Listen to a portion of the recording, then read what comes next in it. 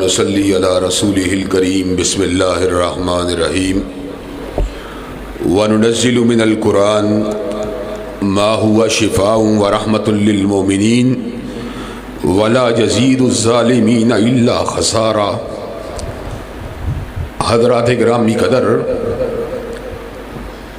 اللہ تبارک و تعالی نے انبیاء علیہ السلام کو مختلف طرح کے اعجازات سے نوازا تھا، لیکن ہر نبی کا اعجاز اس کے ساتھ ہی دنیا سے رخصت ہو گیا۔ سیدنا موسیٰ چلے گئے، ید بیضا بھی ساتھ چلا گیا۔ سیدنا عیسیٰ آسمانوں کی طرف اٹھائے گئے، ساتھ دم عیسیٰ بھی رخصت ہو گیا۔ لیکن ایک اعجاز ایسا ہے کہ حضرت رسول اللہ صلی اللہ علیہ وسلم کی رحلت کے باوجود، 1400 سال گزر جانے کے باوجود آج بھی زندہ ہے اور آج بھی تابندہ ہے۔ وہ اعجاز قرآن مجید کا اعجاز ہے۔ یہ قرآن مجید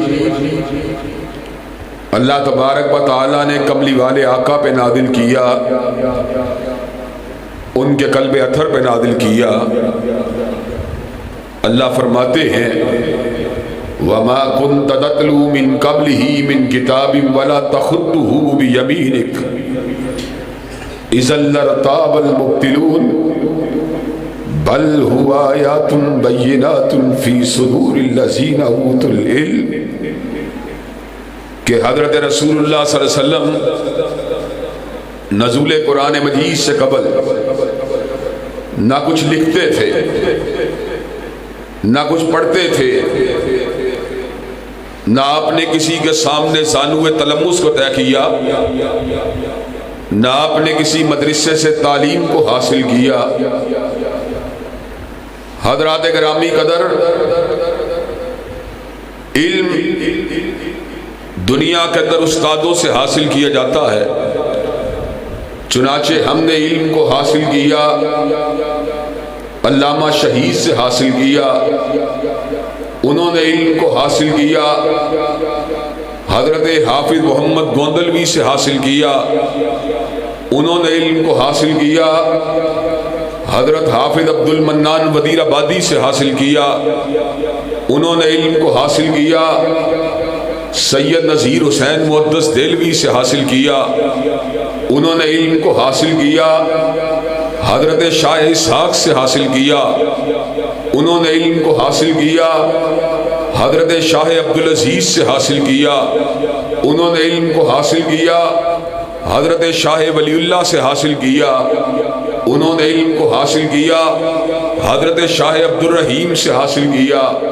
بات بڑھتی بڑھتی امام الفقہاء والمحدثین حضرت امام بخاری تک پہنچی، انہوں نے علم کو حاصل کیا۔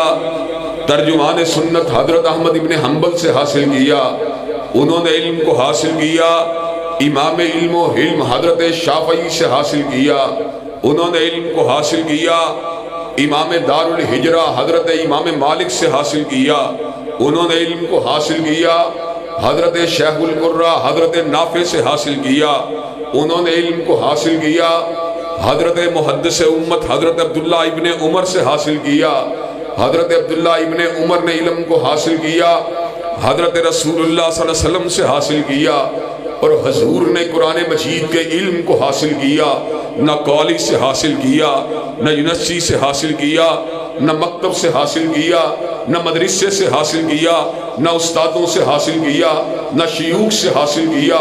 حضور نے علم کو حاصل کیا، علام الغیوب سے حاصل کیا، ستار العیوب سے حاصل کیا، غافر الذنب سے حاصل کیا، قابل التوب سے حاصل کیا، شدید العقاب سے حاصل کیا، سریع الحساب سے حاصل کیا، علی کل شیء قدیر سے حاصل کیا، فعال لما یرید سے حاصل کیا، مالک الملک سے حاصل کیا، ذوالجلال والاکرام سے حاصل کیا، علام سے حاصل کیا، علیم سے حاصل کیا۔ جس طرح میرے رب کا علم غلطی سے پاک ہے کہ لا یضل ربی ولا ینسا، نہ رب کبھی بھولا ہے نہ کبھی اس نے غلطی کائی ہے، اسی طرح حضرت رسول اللہ صلی اللہ علیہ وسلم کے سینہ اقدس کے اوپر اترنے والا قرآن یہ بھی ہر قسم کی خطا سے پاک ہے کہ وما ینطق عن الہوی ان هو الا وحی یوحی، کہ دنیا میں ہر شخص غلطی کھاتا اور کھا سکتا ہے، لیکن رب نے غلطی سے پاک اگر کسی کو بنایا ہے تنہا آمینہ کے لال علیہ السلام کو بنایا۔ حضرات گرامی قدر، قرآن مجید ایک ایسا معجزہ ہے کہ جس کے الفاظ میں کم از کم دو طرح کے آثار موجود ہیں۔ اس کے اندر پہلا اثر یہ ہے کہ اس کی تلاوت سے ضعیف دلوں کو طاقت ملتی ہے، اور دوسرا اثر اس میں یہ ہے کہ اس سے غمزدہ دلوں کے غم دور ہوتے ہیں۔ اللہ تبارک و تعالیٰ نے اس کلام کے اندر طاقت کو رکھ دیا، اس کلام کے اندر مسرت کو رکھ دیا۔ حضرات گرامی قدر، دنیا کے اندر جو غموں کا مارا ہوا اور تکلیفوں کا ستایا ہوا اور کلفتوں کا اٹھایا ہوا، اگر اس کو امن کی تلاش ہے، اس کو طاقت کی تلاش ہے، اس کو خوشیوں کی تلاش ہے، تو اللہ تبارک و تعالیٰ کے فضل و کرم سے یہ خوشیاں اگر اس کو حاصل ہوں گی، یہ طاقت اگر اس کو حاصل ہوگی، یہ مسرت اگر اس کو حاصل ہوگی، تو کلام مجید کی تلاوت سے حاصل ہوگی۔ حضرات گرامی قدر، قرآن مجید کے بارے میں میرے رب نے اس امر کا اعلان فرما دیا، اولم یکن لہم آیا ان یعلمہ علماء بنی اسرائیل، کہ اللہ تبارک و تعالیٰ کے اس کلام میں بہت بڑی نشانی موجود ہے کہ بنی اسرائیل کے پختہ علماء جب اس کو سنتے ہیں تو ان کا دل گواہی دیتا ہے یہ اللہ تبارک و تعالیٰ کا کلام ہے۔ چنانچہ نجاشی شاہ افشا کے پاس جب مسلمان پناہ لینے کے لیے گئے تھے تو کفار ان کا تعاقب کرتے ہوئے نجاشی کے دربار میں پہنچ گئے۔ انہوں نے کہا جن لوگوں کو آپ نے پناہ دے رکھی ہے ان کے بارے میں ہم آپ کو یہ بات بتلانے کے لیے آئے ہیں، نہ صرف یہ کہ وہ بتوں کے منکر ہیں بلکہ وہ تو سیدنا عیسیٰ علیہ السلام کے بھی منکر ہیں۔ نجاشی شاہ افشا نے حضرت جعفر طیار کو دربار میں طلب کیا، حضرت جعفر سے پوچھا آپ کا سیدنا عیسیٰ کے بارے میں عقیدہ کیا ہے؟ سیدنا جعفر طیار کے ذہن میں خیال آیا اگر اللہ کا بیٹا کہا ایمان کو جانے کا خطرہ ہے، اور اگر اللہ تبارک و تعالیٰ کا فقط بندہ کہہ کے نبی کہہ کے اس کا تعارف کروایا تو جان کے جانے کا خطرہ ہے۔ کہا کیوں نہ میں اس کی تلاوت کروں جو اللہ تبارک و تعالیٰ نے سیدنا عیسیٰ کی ولادت کے بارے میں کلام اللہ میں آیات کا نزول فرما دیا۔ حضرات گرامی قدر، جب سیدہ مریم کی جھولی مبارک میں سیدنا عیسیٰ علیہ السلام موجود تھے اور آپ کو اپنی جھولی مبارک میں اٹھا کر سیدہ مریم بستی کے لوگوں کی طرف آتی ہیں تو بستی کے لوگ یہ بات کہتے ہیں یا اخت ہارون ما کان ابوک امرا سوء وما کانت امک بغیہ، اے ہارون کی بہن، نہ عمران کی بیٹی، نہ تیرا باپ برا آدمی تھا، نہ تیری ماں نے خیانت کی۔ سیدہ مریم کیا کرتی ہیں؟ فاشارت الی، اپنی انگلی کا اشارہ سیدنا عیسیٰ علیہ السلام کی طرف فرما دیا۔ حضرات گرامی قدر، بستی کے لوگ کہنے لگے کیف نکلم من کان فی المہدی صبیا، ہم اس سے کیسے کلام کریں جو ابھی گود کا بچہ ہے، جو ابھی جھولا بھی جھولنا نہیں جانتا۔ حضرات گرامی قدر، پھر کیا ہوا؟ اللہ تبارک و تعالیٰ نے جھولی مریم کے اندر سیدنا عیسیٰ علیہ السلام کو قوت گویائی سے سرفراز فرما دیا۔ سیدنا عیسیٰ علیہ السلام نے جھولی مریم سے ثمر کا اعلان فرما دیا، انی عبداللہ آتانی الکتاب وجعلنی نبیا، میں اللہ کا بندہ ہوں، اللہ نے مجھے کتاب بھی دی ہے، نبوت بھی دی ہے۔ قرآن مجید کے الفاظ سننے کی دیر تھی، حضرات گرامی قدر نجاشی شاہ افشا کی آنکھوں سے آنسو جاری ہو گئے۔ اس نے کہا یہ جو تم نے بات کہی ہے یہ کہاں سے آئی ہے؟ کہا یہ وہ اس کلام کا حصہ ہے اور اس کلام کا ایک جز ہے جس کو عرش والے نے حضرت رسول اللہ صلی اللہ علیہ وسلم کے قلب اطہر کے اوپر نازل فرما دیا۔ حضرات گرامی قدر نجاشی شاہ افشا نے اس موقع پر اس امر کا اعلان فرما دیا جس کے اوپر یہ کلام نازل ہوا ہے، میں حبشہ کا بادشاہ ہونے کے باوجود اس بات کا اعلان کرتا ہوں جب تک زندہ رہوں گا اس کا امتی اور غلام بن کے زندہ رہوں گا۔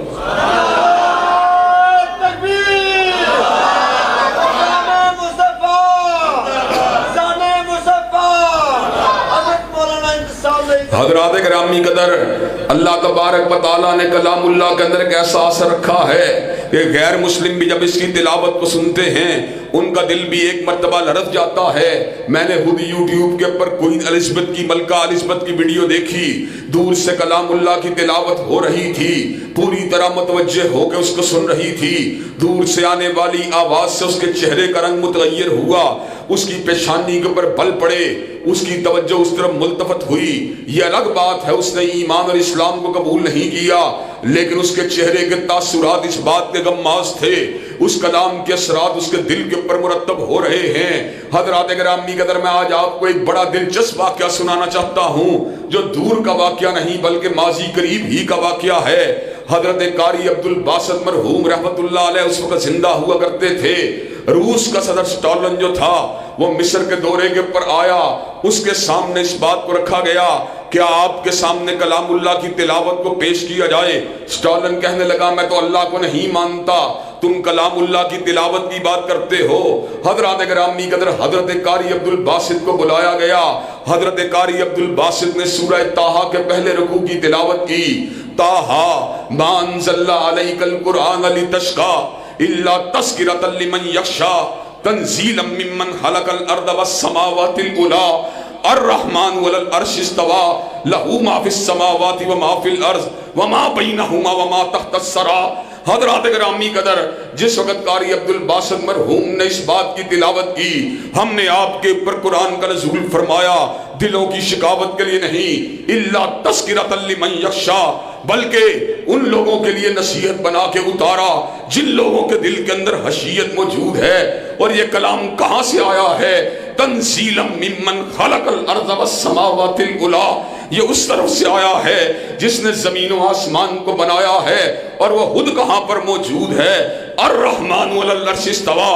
وہ وحدت الوجود کا جھوٹا پروپیگنڈا کرنے والوں کی غلط تفسیروں کے مطابق ہر وجود کے اندر موجود نہیں ہے، بلکہ اپنی مخلوق سے جدا اپنے عرش مولا کے اوپر مستوی ہے۔ اور وہ کون ہے؟ لہ ما فی السماوات وما فی الارض وما بینہما وما تحت الثریٰ۔ حضرات گرامی قدر، وہ ہے لہ ما فی السماوات وما فی الارض، کہ زمین و آسمان کے اندر جو کچھ بھی موجود ہے وہ اسی کی ملکیت ہے۔ وما بینہما، اور ان کے درمیان جو کچھ بھی موجود ہے وہ اس کا بھی مالک ہے۔ وما تحت الثریٰ، اور ثریٰ کی پسیوں کے اندر جو کچھ موجود ہے وہ اس کا بھی مالک ہے۔ حضرات گرامی قدر، الفاظ سننے کی دیر تھی، اسٹالن کی آنکھوں سے آنسو روا ہو گئے، لوگ حیران ہوئے۔ اس نے کہا تھا میں تو کلام اللہ کو نہیں مانتا، اس کی آنکھوں سے آنسو کیوں روا ہو گئے؟ آنکھوں سے آنسو اس لیے روا ہوئے ہیں اگرچہ میں اللہ کو نہیں مانتا، لیکن اس کلام نے میرے دل کے اوپر عجیب و غریب اثرات کو مرتب کر دیا، میرے دل کو پگھلا کے رکھ دیا ہے، میری آنکھوں کے اندر آنسوؤں کو روا کر کے رکھ دیا ہے۔ حضرات گرامی قدر، 1400 برس کے طویل عرصے کے دوران کسی عالم کی تبلیغ کے ساتھ اور کسی محدث اور کسی امام کی تبلیغ کے ساتھ اتنے لوگ ہلکا بگوش اسلام نہیں ہوئے جتنے لوگ کلام اللہ کی تلاوت کر کے، کلام اللہ کو خود پڑھ کے اور اس کے دروس اور ارشاد کو سن کر ہلکا بگوش اسلام ہوئے۔ آج یورپ میں چلے جائیے، امریکہ میں چلے جائیے، فرانس میں چلے جائیے، سرزمین کفر میں چلے جائیے، ہزاروں کی تعداد میں نوجوان لڑکے اور لڑکیاں جب وہ قرآن کلام اللہ کا غیر جانبدار ہو کر مطالعہ کرتے ہیں، کلام اللہ کو ماننے کے اوپر مجبور ہو جاتے ہیں۔ حضرات گرامی قدر، اور دور کی کیا بات کی جائے، کلیورن، وین کلیورن، جو کہ گیٹ ولڈرز کا بڑا ہی قریبی ساتھی تھا، اور گیٹ ولڈرز کے بارے میں آپ کو اس بات کا علم ہے کہ وہ حضرت رسول اللہ کی شان اقدس کے اندر توہین کرنے والا تھا۔ وین کلیورن جو پارلیمنٹ کا ممبر بھی رہ چکا تھا، حضرات گرامی قدر، قرآن مجید کو زہریلی کتاب بھی قرار دے چکا تھا، قرآن مجید کے صفحات کو الٹتا ہے، پلٹتا ہے، حضرت رسول اللہ کی سیرت کا غیر جانبدار ہو کے مطالعہ کرتا ہے۔ وین کلیورن جو آج سے پہلے مسلمانوں کا دشمن تھا، جو آج سے پہلے تہذیب مغرب کا سب سے بڑے وکلاء میں شامل تھا، اور وہی وین کلیورن جو گیٹ بلڈرز کا دایاں بازو تھا، وہی وین کلیورن جو مسلمانوں کو مٹانے کی بات کرتا تھا، چند مہینے خلوت کے اندر قرآن مجید کا تنقیدی انداز سے مطالعہ کرتا ہے۔ وین کلیورن تنقیدی انداز سے مطالعہ کرنے کے بعد الحمد کی الف لام سے لے کر الناس کی الف سین تک پڑھنے کے بعد وین کلیورن اس بات کا اعلان کرتا ہے کل تک میں غلطی کے اوپر تھا جو قرآن مجید کو زہریلی کتاب کہتا رہا، آج میں اس امر کا اعلان کرنے کے لیے آیا ہوں، اشہد اللہ الہ الا اللہ اشہد ان محمد رسول اللہ۔ وین کلیورن کا اعلان یہ ہے جو کلام، یہ کلام جس کے سینہ مبارک کے اوپر اترا ہے وہ عام آدمی نہیں ہو سکتا بلکہ مالک کائنات کا رسول ہی ہو سکتا ہے۔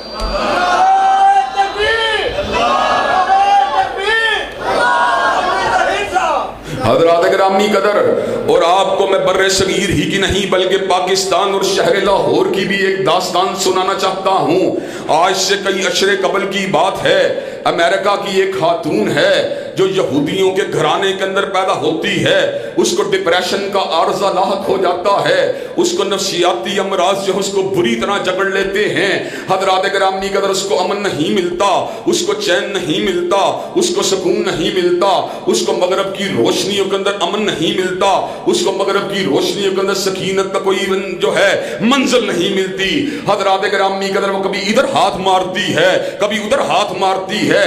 حضرات گرامی قدر، انہی جستجو کے دوران، اسی سرچ کے دوران، اسی تلاش و بسیار کے دوران اس کے ہاتھ کے اندر کلام اللہ کے جو صفحات آ جاتے ہیں۔ حضرات گرامی قدر، وہ عورت جو یہودیوں کے گھر پیدا ہوئی ہے، جس وقت وہ کلام اللہ کی تلاوت کرتی ہے، جب وہ کلام اللہ کے اوپر غور و فکر کرتی ہے، اپنے نام کو بدل لیتی ہے، اپنا نام تبدیل کر کے مریم جمیلہ اپنا نام رکھ لیتی ہے۔ حضرات گرامی قدر، سید ابو العلا مودودی کو یہ بات لکھتی ہے، مولانا سید ابو العلا مودودی، امریکہ دل نہیں لگتا، امریکہ کے ماحول سے مجھ کو گھن آتی ہے، آپ مجھے پاکستان بلا کر کسی جگہ پہ ایڈجسٹ کر دیجئے۔ حضرات گرامی قدر، سید مودودی جو ہوتے ہیں اس کو پاکستان میں آنے کی دعوت دیتے ہیں، اپنے قریبی ساتھی یوسف خان کے ساتھ اس کا نکاح کر دیتے ہیں۔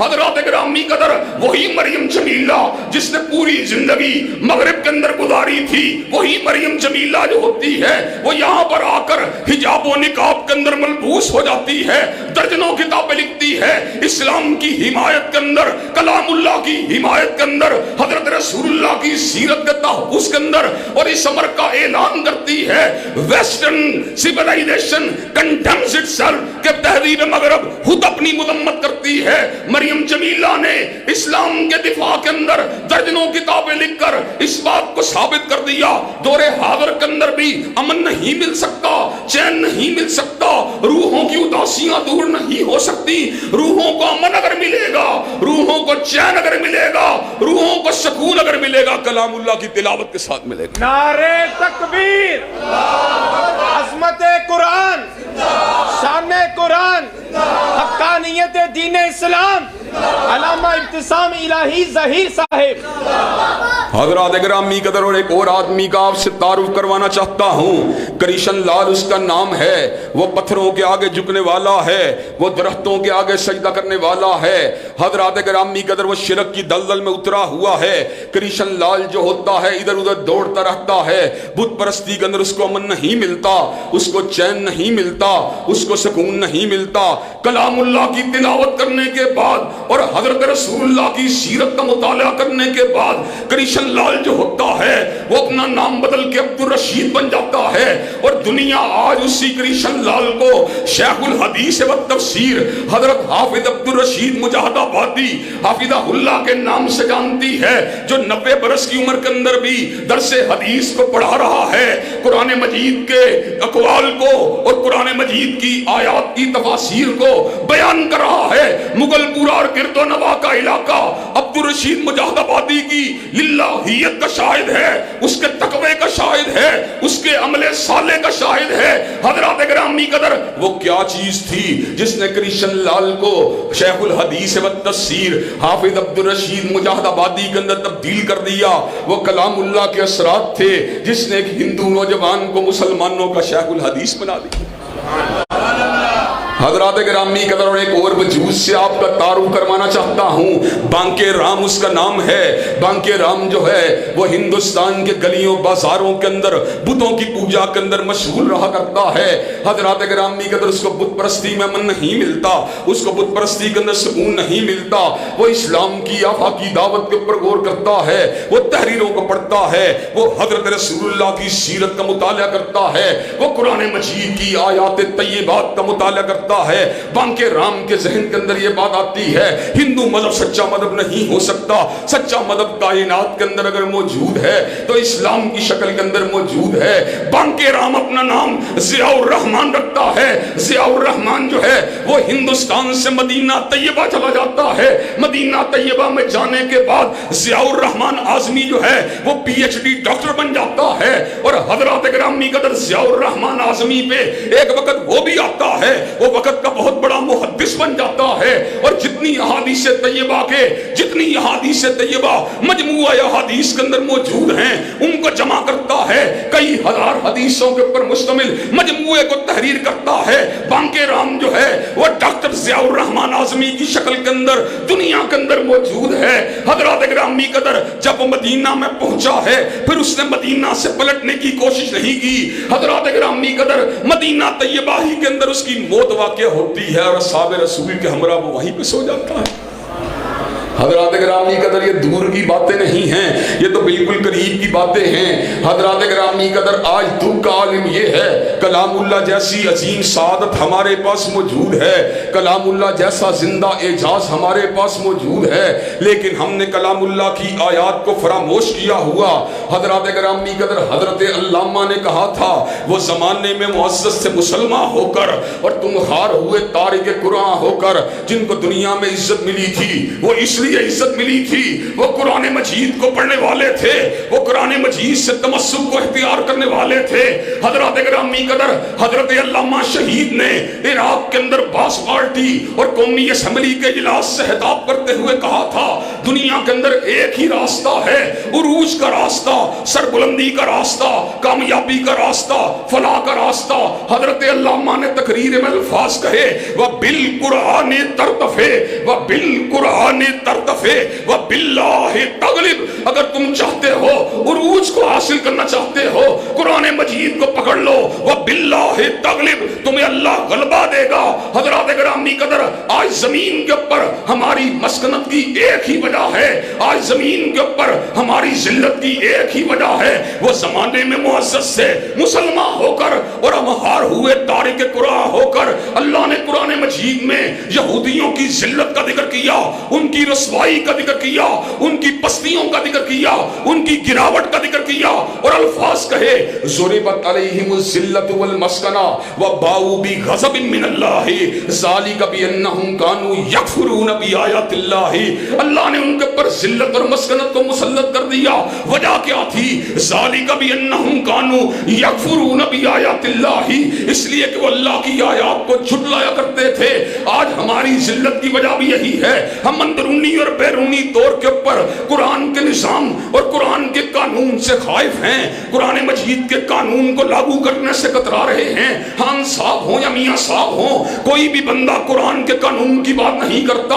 عام پبلک بھی ریوڑ کی طرح انہی پارٹیوں کے پیچھے بھاگتی ہوئی نظر آتی ہے، اور ایک ہی ذہن میں بات ہوتی ہے، اگر ہم ان کو ووٹ دیں گے روٹی مل جائے گی، ملک کی معیشت بہتر ہو جائے گی۔ حضرات گرامی قدر، معیشت میں بہتری نہیں آئی، امن نہیں ملا، سکون نہیں ملا، چین نہیں ملا، وہ کہاں سے ملے گا؟ اللہ نے اعلان فرما دیا، وَلَوْ أَنَّهُمْ أَقَامُوا التَّوْرَاةَ وَالْإِنْجِيلَ وَمَا أُنزِلَ إِلَيْهِمْ مِنْ رَبِّهِمْ لَأَكَلُوا مِنْ فَوْقِهِمْ وَمِنْ تَحْتِ أَرْجُلِهِمْ۔ اگر وہ تورات اور انجیل اور اس کے بعد نازل ہونے والے قرآن مجید کو زمین کے اوپر نافذ کرنا شروع کر دے، لَأَكَلُوا مِنْ فَوْقِهِمْ وَمِنْ تَحْتِ أَرْجُلِهِمْ، اللہ آسمانوں سے بھی رزق کی برکھا کو برسا دے گا اور زمین سے بھی رزق کو باہر نکال دے گا۔ حضرات گرامی کا امن نہیں مل سکتا، چین نہیں مل سکتا، سکون نہیں مل سکتا، مسلم لیگ کے منشور چھتری کے نیچے پناہ نہیں مل سکتی، تحریک انصاف کے قانون اور منشور کے نیچے پناہ نہیں مل سکتی۔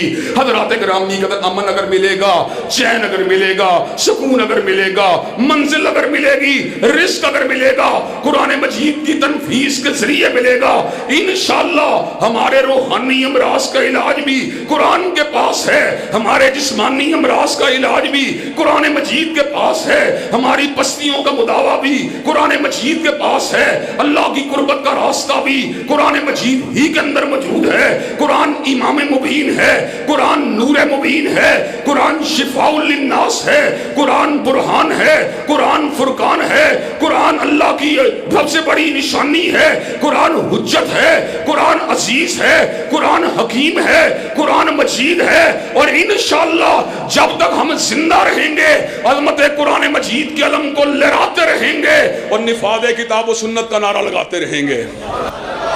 حضرات گرامی اگر مجھے یہ بات بتلائی عظمت قرآن کے علم کو اٹھانے کے لیے تیار ہے انشاءاللہ، اور نفاذ قرآن و سنت کے لیے اپنے آپ کو میدان عمل میں لانے کے لیے تیار ہے انشاءاللہ، شب گریزاں ہوگی آخر جلوہ خورشید سے، اور یہ چمن معمور ہوگا نغمہ توحید سے۔ وآخر دعوانا الحمد